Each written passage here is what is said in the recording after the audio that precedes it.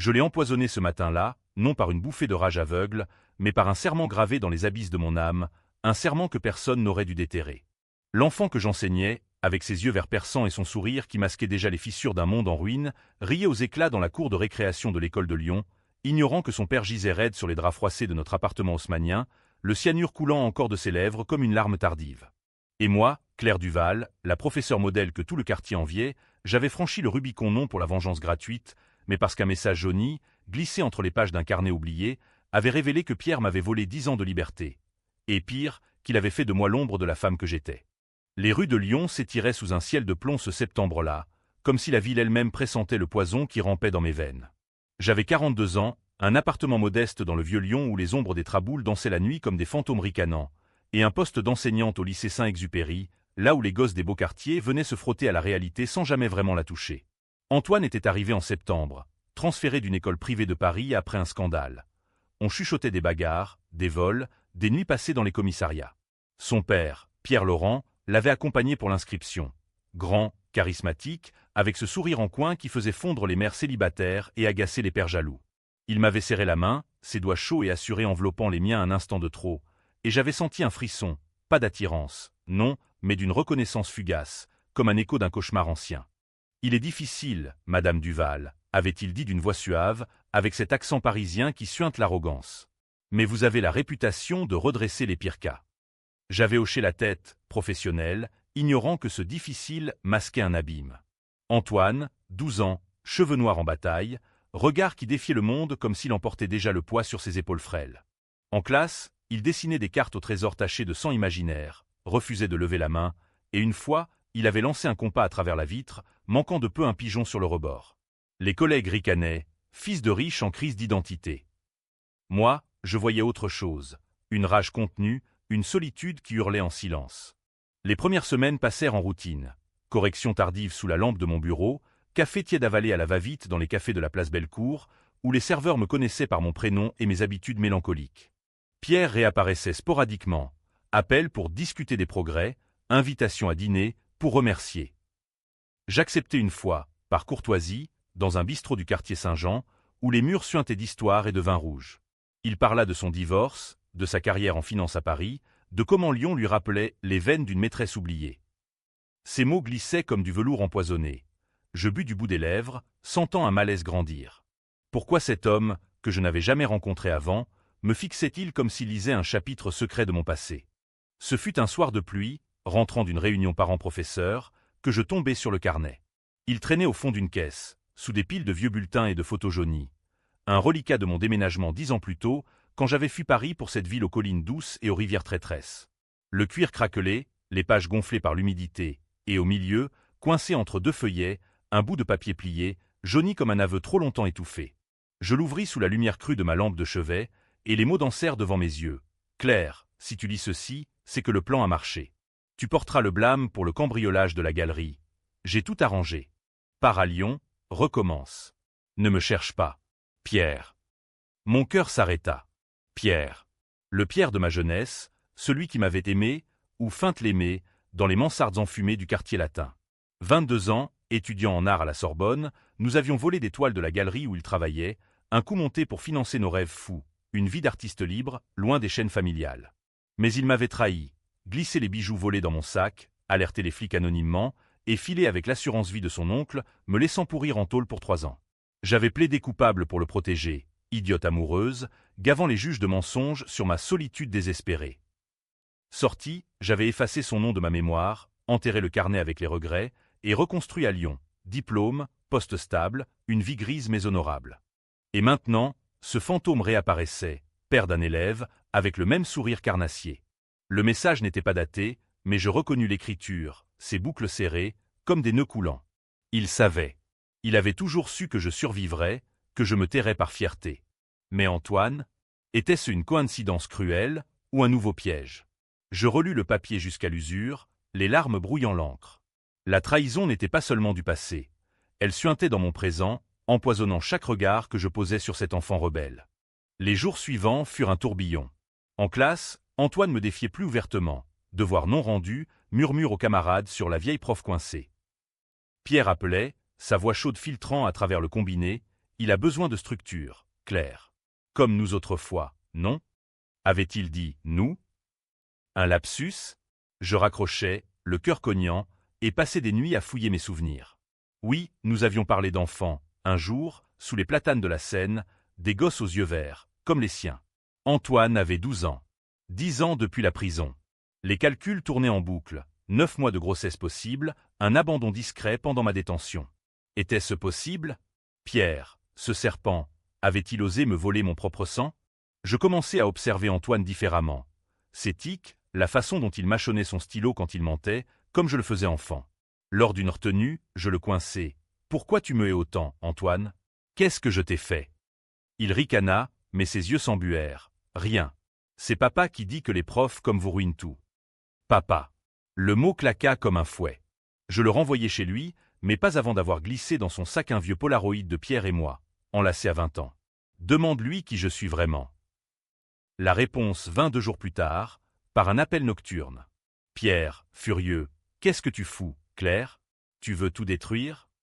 Sa voix tremblait, non de peur, mais d'une excitation malsaine. « Antoine est à moi.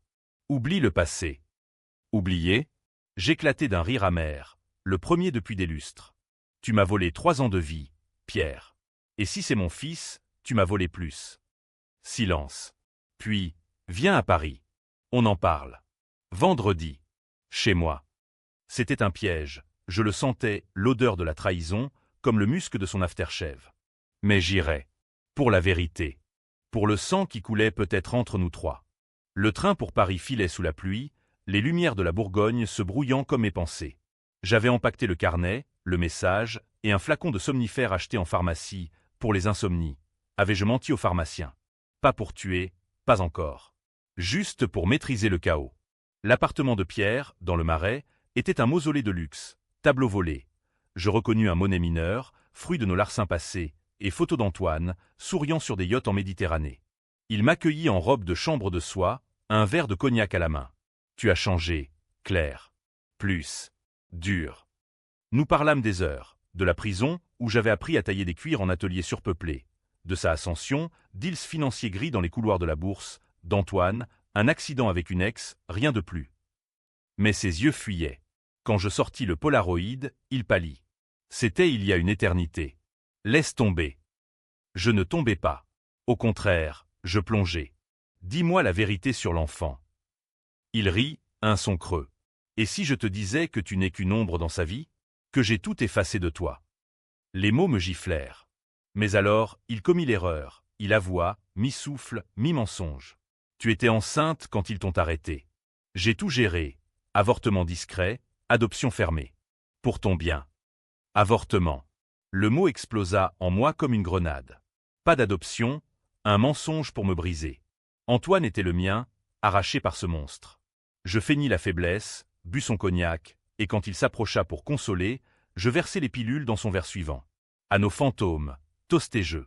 Il s'effondra au petit matin, pas mort, juste inconscient, assez pour que je fouille son bureau. Là, les preuves. Certificat de naissance falsifié, chèque à des avocats pour sceller mon silence, et une lettre non envoyée à Antoine. Ta mère est une criminelle, fiston. Oublie-la. Je pris tout, laissai les pilules visibles. Un suicide apparent, pour les flics. De retour à Lyon, Antoine me fixait en classe avec une nouvelle intensité. Papa est malade. Il dort tout le temps. Je souris, pour la première fois sincère. La revanche commençait. Les automnes lyonnais sont traîtres. Brumes épaisses sur la Saône, feuilles mortes glissant sous les semelles comme des mensonges accumulés. Pierre ne mourut pas ce soir-là. Les pilules étaient dosées pour l'assommer, pas pour l'achever. Il se réveilla dans une clinique privée du 16e arrondissement, marmonnant des accusations à demi-mot, mais les médecins parlèrent d'overdose accidentelle, de stress professionnel. Les journaux people en firent leur chou gras, le golden boy de la finance au bord du gouffre, dépression ou scandale. Moi, je lisais ça dans mon café du matin, un croissant à la main, en observant Antoine qui traînait les pieds en entrant en classe. Son père l'avait renvoyé à Lyon pour se recentrer, prétextant un voyage d'affaires. Voyage d'affaires, code pour panser ses plaies et comploter. Je devins son encre, malgré lui. Retenue quotidienne, où je lui apprenais non l'algèbre, mais l'art de décrypter les mensonges à travers des contes de Maupassant, ces vipères en prose qui disséquaient l'âme humaine. « Regarde, Antoine, disait le Horla dans les ombres, l'ennemi n'est pas dehors, il est en toi. Il riait, mais ses yeux s'attardaient sur moi, cherchant des fissures. Un soir, après une dispute, il avait tagué mon bureau de menteuse, il craqua « Papa dit que tu es dangereuse, que tu veux nous détruire ». Je posai ma main sur la sienne, un geste maternel que je n'avais jamais osé. « Et si ton père mentait, pour te protéger de la vérité ?» Il retira sa main comme brûlée, mais le doute s'était planté, une graine vénéneuse dans son esprit fertile.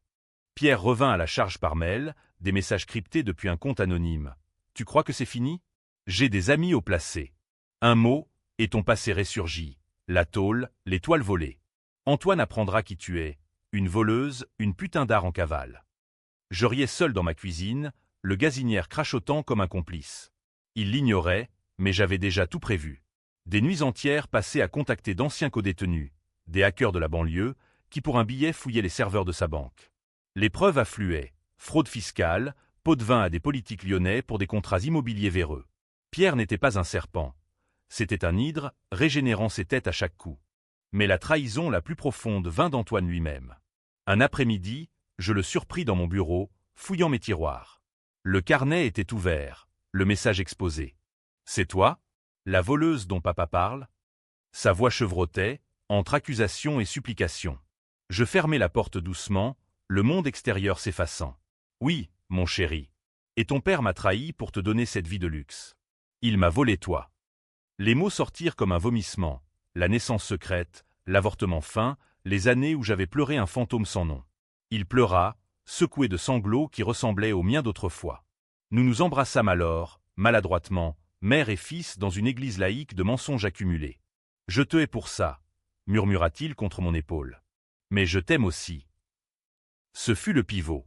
Antoine devint mon allié secret. Il me rapportait les plans de Pierre, les rendez-vous avec des avocats véreux dans les brasseries de la Pardieu.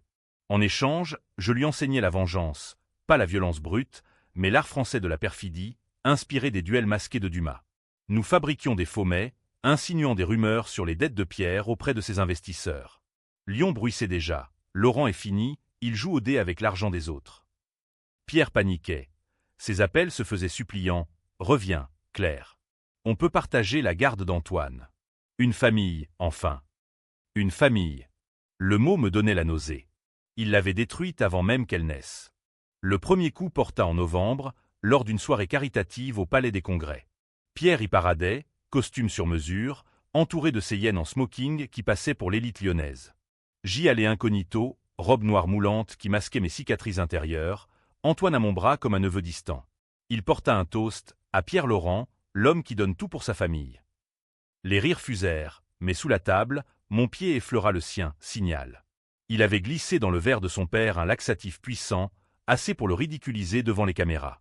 Pierre s'effondra aux toilettes, pâle comme un linge, tandis que les flashs crépitaient. Les gros titres suivirent. Le financier lyonnais, victime d'un empoisonnement, mystère et rumeurs. Il me confronta le lendemain, bargirant dans mon appartement au milieu de la nuit, puant le bourbon et la peur. « C'est toi, salope. Tu es ce gosse. » Je le laissai entrer, verrouillant derrière lui.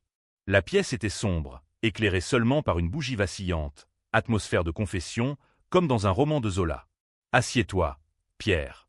Parlons comme des adultes. » Il s'effondra sur le canapé, les mains tremblantes. Je lui versai un verre eau pure, cette fois, pour qu'il voie la confiance que je lui tendais comme un piège. « Tu m'as volé ma vie. Maintenant, je reprends ce qui est à moi. Antoine. Et ta fortune, pour réparer. » Il rit, un son brisé. « Tu rêves. J'ai des preuves contre toi. Enregistrement de nos nuits, aveu sur le vol. Un coup de fil, et tu retournes en cage. » C'est là qu'il lutta, se leva pour m'attraper, ses doigts griffant mon bras comme des serres.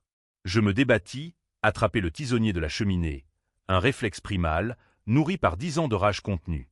Le coup partit, sourd, sur sa tempe. Il s'écroula, un filet de sang coulant sur le tapis perçant. Mort? Non, juste assommé à nouveau. Mais cette fois, je ne partis pas. Je l'entravai avec des cordes de mes vieux rideaux, le traînai au sous-sol humide où les murs suintaient d'humidité comme des larmes refoulées. Là, dans l'obscurité, je le réveillai à l'eau froide. Bienvenue dans mon enfer, Pierre. Tu vas payer, goutte à goutte.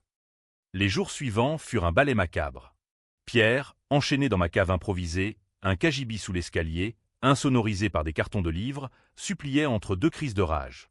Je lui apportais de la nourriture fade, des bouillons où j'avais craché mon mépris. Antoine savait. Il descendait parfois, muet, observant son père comme un spécimen disséqué. « Pourquoi tu ne le tues pas ?» me demanda-t-il un soir, les yeux brillants de curiosité malsaine. « Parce que la mort est trop facile. La vengeance française, c'est l'humiliation éternelle. » Pierre entendait tout, hurlait des promesses. « Je te rends Antoine. Je te donne de l'argent. Laisse-moi partir, et on oublie. » Oublier. Le mot même qui avait hanté mes nuits. Mais Pierre était un caméléon, il changea de tactique. Des nuits de confession forcée, il passa à la séduction. « Souviens-toi de nos amours, Claire. On était invincibles. » Puis à la pitié, « Je l'ai fait pour nous protéger. » La galerie, c'était un piège pour toi aussi. Mensonge, toujours. Un matin, je descendis avec le carnet ouvert. « Explique ça. » Il pâlit. C'était un jeu. Je t'aimais trop pour te laisser partir. Trop. Le mot claqua. Et là, le premier twist, Antoine n'est pas le tien. C'est celui de ma femme, avant le divorce. Mais, j'ai toujours su que tu en voulais un. C'est pour ça que j'ai gardé le secret. Pour te tourmenter. Mensonge ou vérité? Mon cœur se serra. Les calculs temporels vacillaient. J'avais besoin de preuves. Un test ADN, discret, via un labo ami. Tandis que Pierre maigrissait, Lyon bruissait de rumeurs. Sa disparition mise sur le compte d'une fuite à l'étranger. Ses associés appelaient Antoine, qui jouait l'orphelin éploré. Nous étions unis, lui et moi, dans cette danse sombre. Mais la tension montait. Un voisin avait entendu des bruits, signalé une odeur étrange. La police frappa à ma porte un soir, badge luisant sous la pluie. « Madame Duval, une disparition. Votre élève déconcerné. » Je souris, sereine. « Entrez. Je vous sers du thé. » La police lyonnaise a cette allure nonchalante, presque théâtrale, comme sortie d'un polar de Simenon, imperméable mouillé, cigares éteints, questions qui tournent autour du pot comme la Saône autour de ses quais. L'inspecteur Moreau, un quinquagénaire au ventre bedonnant et aux yeux de chien battu, s'installa dans mon salon, son adjoint griffonnant dans un carnet jauni. Antoine était monté dans sa chambre, feignant l'angoisse adolescente. « Votre père a disparu, mon garçon », avait dit Moreau au téléphone.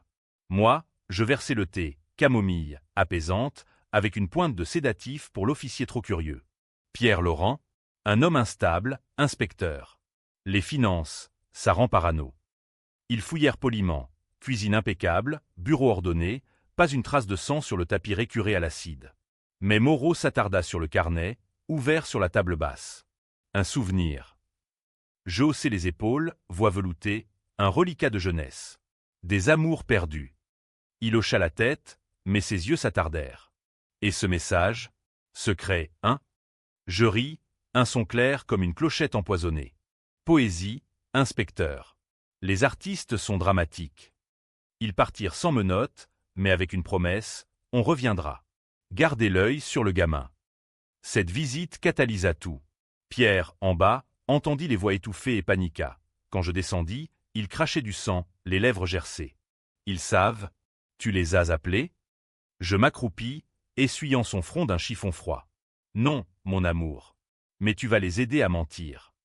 Je lui tendis un enregistreur, dis que tu pars en voyage. Pour affaire. Il refusa d'abord, crachant des insultes, sorcière. Tu paieras pour ça. Mais la soif l'emporta. Sa voix, rauque, enregistra le mensonge, je suis à Genève. Tout va bien. Revenez-moi, Antoine. Je l'envoyai par mail anonyme à ses associés. Le calme retomba, temporaire. Antoine et moi entrâmes dans une phase d'intimité perverse. Le soir, nous dînions à la lueur des bougies, pot-au-feu mijoté avec des herbes du marché de la Croix-Rousse, vin de Beaujolais qui tachait les lèvres comme du sang.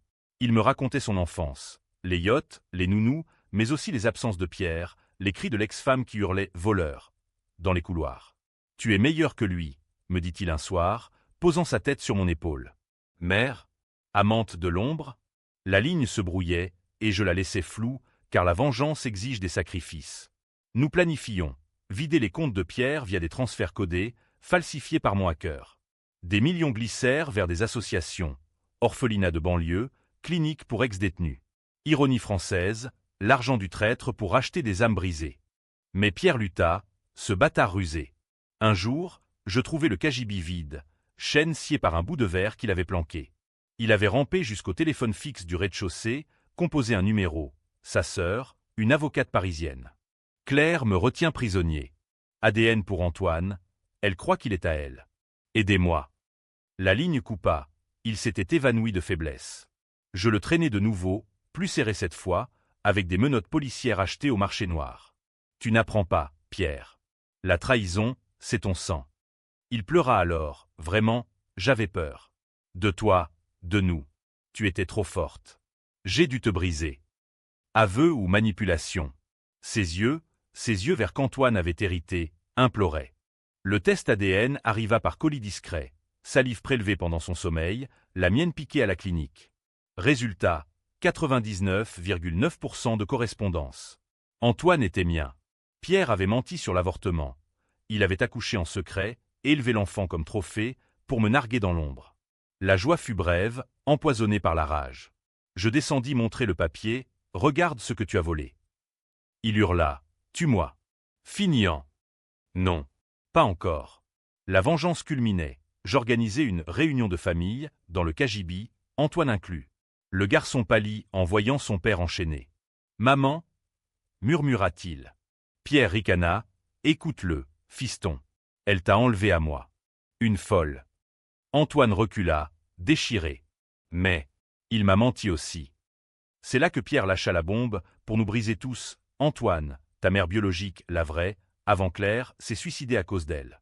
Claire l'a poussée, avec ses ragots. J'ai couvert pour elle, une fois de plus. Mensonge? Vérité? Les souvenirs affluaient. L'ex de Pierre, une galeriste fragile, que j'avais accusée de jalousie dans une crise de possessivité juvénile. Avait-elle sauté du pont des Arts par ma faute? Antoine hurla, me gifla, courut en haut. Je le poursuivis, mais il verrouilla sa chambre. La nuit fut un chaos. Pleurs, silence, et Pierre riant en bas comme un damné. Le lendemain, Antoine disparut. Parti chez un ami, dis-je à la police revenu flairer. En réalité, il avait pris un train pour Paris, alerté par la sœur de Pierre. Elle l'accueillit, avocate impitoyable, et lança une enquête, enlèvement, séquestration. Les flics débarquèrent en force, perquisition complète. Je feignis l'hystérie, mon fils. Il est perdu. Mais ils trouvèrent le cagibi vide. J'avais déplacé Pierre dans une cabane abandonnée des bords du Rhône, un lieu de nos amours passés. Interrogatoire au commissariat. Moreau, implacable. Duval, votre passé sans le soufre. Vol à la galerie, 2015. Et Laurent? Je craquai, partiellement, il m'a trahi. C'est lui le monstre. Pas de preuves, ils me relâchèrent sous caution. Libre, mais traqué. Pierre, libéré par sa sœur, contre-attaqua. Plainte pour diffamation, demande de garde exclusive pour Antoine. Le garçon, brun ouaché, témoigna contre moi, elle est obsédée. Dites-lui que je la hais. Le coup de grâce. Lyon se refermait, amis distants, collègues murmurants. Je me réfugiais dans les traboules, ces passages secrets qui symbolisent la ville. Caché, je complotais le coup final. Emprunter un flingue à un ex-codétenu, viser non la mort, mais l'humiliation publique. Une confrontation au tribunal, arme à la main? Trop vulgaire. Non, un scandale qui le ruinerait, impliquant l'enfant. Le plan se forma lors d'une nuit pluvieuse, sous les arcades de la rue de la République. J'infiltrai le bureau de la sœur via un contact, planté des faux dossiers. Preuve que Pierre avait abusé financièrement d'Antoine, détournant son héritage pour des call-girls et du jeu. La presse s'empara. Affaire Laurent, inceste financier et mensonges familiaux. Pierre nia, mais Antoine douta à nouveau. Il m'appela, voix brisée. C'est vrai, maman? Il m'a volé aussi? Oui. Et la fracture s'élargit. Mais Pierre contre-attaqua, vicieux, il diffusa mon dossier de prison, anonymement. Prof criminel séquestre famille. Les parents signèrent une pétition, l'école me suspendit. Isolé, je descendis à la cabane du Rhône, où Pierre pourrissait, nourri de restes. Tu as perdu, Claire. Antoine est à moi. Je souris, pas pour longtemps. Le cyanure, acheté en ligne sous faux nom, scintillait dans le flacon. Pas pour lui, pour nous tous, peut-être. L'hiver s'installa sur Lyon comme un linceul, gelé sur les vitraux de la basilique de Fourvière, marché de Noël où les vins chauds masquaient l'amertume des âmes. Pierre, dans sa cabane du fleuve, était un spectre, barbe hirsute, yeux enfoncés, mais l'esprit vif, aiguisé par la haine. Je le visitais la nuit, traversant les berges désertes où les péniches ronronnaient comme des bêtes endormies. Tue-moi, Claire. Ou libère-moi. Ce limbo est pire que l'enfer. Je lui lisais les journaux, sa chute en bourse, ses amis qui fuyaient, Antoine en thérapie chez la sœur. Tu vois? Ta vengeance te consume aussi. Vrai. Mes mains tremblaient en tenant la cuillère de gruau. Mes rêves étaient hantés par des cris d'enfants, le mien, peut-être. Antoine m'évitait, mais les textos filtraient. Pourquoi tu fais ça? Papa dit que tu es folle. Folle. Le mot d'une France puritaine, qui enferme les femmes qui osent. Je répondais par des photos, le test ADN, des lettres d'amour jaunies de Pierre à moi. Il t'a menti depuis le berceau. Reviens. Il hésitait. La sœur l'isolait, mais l'adolescent rebelle craquelait. Un soir, il s'échappa, train de nuit pour Lyon, frappant à ma porte à 3 heures du matin, trempé et terrifié. Ils veulent te mettre en prison. Pour de bon. Nous nous embrassâmes, larmes salées, et il avoua, j'ai vu les dossiers. Papa a tout falsifié. Tu es ma mère. Réunis, nous complotâmes le climax, une confrontation publique, au tribunal de première instance, où Pierre plaidait pour ma garde perdue. Antoine témoignerait contre lui, le fils déchiré, révélant les abus. Mais Pierre, ce renard, flaira le piège. Il fit fuiter des enregistrements, nos nuits d'amour d'antan, montées pour suggérer un inceste moderne. La prof et l'élève, scandale sexuel. Les tabloïds hurlèrent, l'opinion se scinda, féministe pour moi, conservateur pour la famille traditionnelle. Lyon bouillonnait, manifestation devant l'école, graffiti sur mes murs, pédophile, ou victime des hommes. Le jour du procès arriva, ciel gris comme un verdict. La salle du palais, avec ses boiseries sombres et ses juges impassibles, puait la sueur et le formol. Pierre, élégant en costume, mentit avec aisance. Claire m'a séquestré pour me forcer à reconnaître l'enfant. Elle est obsessionnelle, dangereuse. Antoine monta à la barre, voix chevrotante, il m'a volé ma vie. Elle est ma vraie mère. Le public murmura, le juge fronça les sourcils. Puis Pierre lâcha le twist. Et si je prouvais que l'ADN est faux? J'ai payé le labo pour truquer. Mensonge. La salle explosa, débat enflammé sur la vérité, la manipulation. J'étais au bord de l'effondrement, chia PHE, comme promis. Mais je contre-attaquais, depuis la table de la défense. Je diffusais, via un avocat complice, les vrais enregistrements au Pierre confessant la trahison, le vol, l'abandon. Écoutez-le, mesdames et messieurs. C'est l'homme qui a brisé 2 vies. Chaos. Pierre blêmit, hurla des dénégations. Le juge suspendit l'audience. Pierre s'effondra, crise cardiaque feinte ou réelle. Infarctus, dirent les urgentistes. À l'hôpital, gardé, il murmura à Antoine venu le voir. Fuis là. Elle t'empoisonnera. Le garçon, déchiré, choisi. Il resta avec moi, mais le doute persistait. Libéré sous contrôle judiciaire, je rentrai avec Antoine, mais la tension était un fil tendu. Pierre survécut, plaida la folie, interné en clinique psychiatrique, il trama encore, lettre à la presse, accusant mon lavage de cerveau. L'opinion vira, la mère vengeresse ou la harpie. Je décidai le coup de grâce. Avec Antoine, nous visitâmes Pierre, autorisé par le tribunal. Dans la chambre stérile, sous les néons blafards, je versai le café, empoisonné subtilement, cyanurlant, pour un suicide apparent. À la famille, toast et jeu. Il but, yeux dans les miens, tu perds ton âme, Claire. Peut-être. Il mourut 2 jours plus tard, lettre d'adieu falsifiée, je ne supporte plus mes mensonges. Pardonnez-moi. Suicide officiel. Antoine hérita tout. Nous partîmes pour le sud, Provence, vignes et lavandes pour penser. Mais le twist final frappa. Une lettre posthume de Pierre, envoyée à Antoine. Ton ADN avec Claire? Truqué par elle. Ta vraie mère est morte par sa faute. Je t'ai protégé. Preuve jointe. Test alternatif, négatif. Antoine lut, pâlit, me confronta. Maman? Ou menteuse? Je niai, mais le doute s'installa. Était-ce vrai? Pierre, même mort, l'avait semé. La Provence en été est un mirage. Champs de lavande violette ondulant sous le Mistral, villages perchés comme des nids d'aigles, et un soleil qui brûle les mensonges sans les effacer. Nous nous installâmes à Gordes, maison de pierre avec vue sur les gorges du Verdon, loin des échos lyonnais.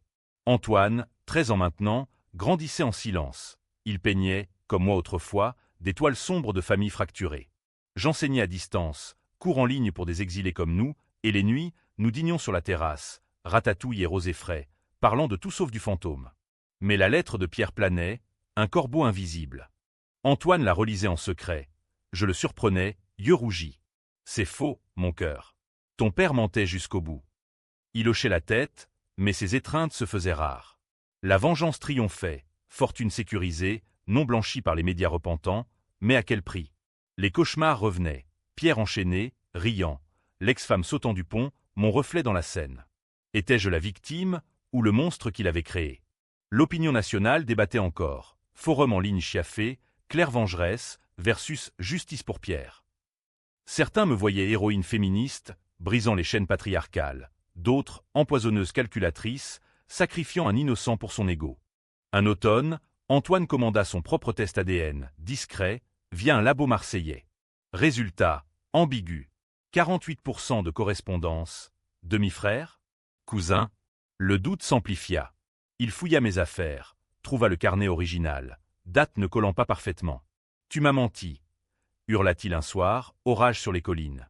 Pierre n'était pas le traître ultime. C'était toi qui as tout orchestré pour l'argent. Non. Ou si. Les souvenirs se tordaient. Et si j'avais su pour l'enfant, fin l'ignorance pour la revanche? Pierre, dans ses confessions, avait glissé, tu savais, Claire. Pour le bébé. Et tu m'as laissé faire. La fracture culmina lors d'une visite à Avignon, festival de théâtre où les masques pullulaient. Nous vîmes une pièce sur Médée, mère infanticide par jalousie. Antoine se leva au milieu, criant « C'est elle !» La tueuse. Foule stupéfaite, police alertée. Je fus arrêté pour violation de conditionnel, interrogé sur la mort de Pierre. Suicide, insistai-je.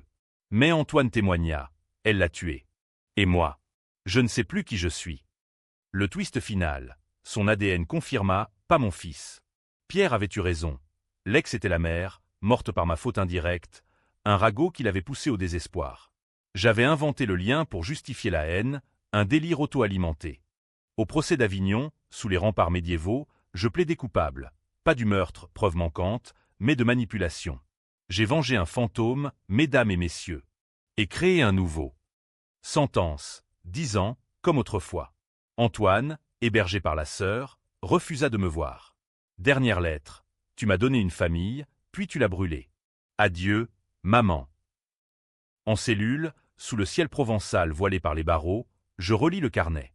La vengeance avait gagné, Pierre mort, fortune redistribuée, mais perdu, un fils illusoire, une âme fracassée.